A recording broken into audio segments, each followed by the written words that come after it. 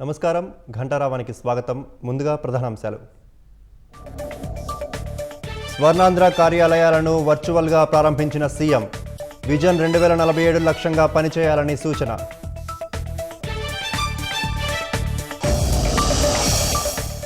SC ST atrocity కేసులో Kommineni Srinivasarao arrest.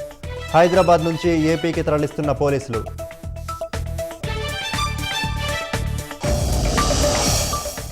సాక్షి కార్యాలయాలను ముట్టడించిన మహిళలు.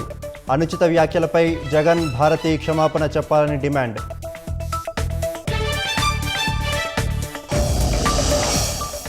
అక్రమ మైనింగ్ కేసులో కాకాణి గోవర్ధన్ రెడ్డికి రిమాండ్ పొడిగింపు.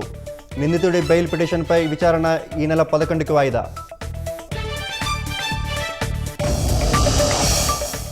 పదకొండేళ్ల పాలనలో మహిళాభివృద్ధికే పెద్దపీట వేశామన్న ప్రధాని. అన్ని రంగాల్లో రాణిస్తూ స్ఫూర్తిగా నిలుస్తున్నారన్న ప్రశంసలు.